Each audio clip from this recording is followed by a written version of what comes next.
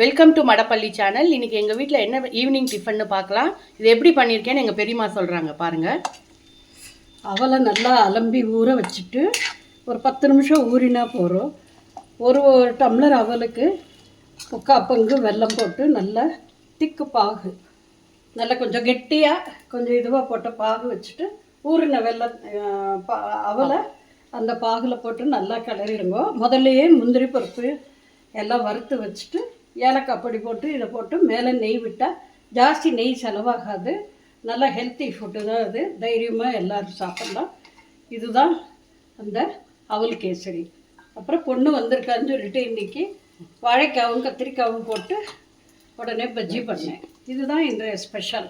மழைக்கு சுட சுட பஜ்ஜியும் அவல் கேசரியும் 10 நிமிஷத்தில் ரெடி பண்ணிட்டாங்க.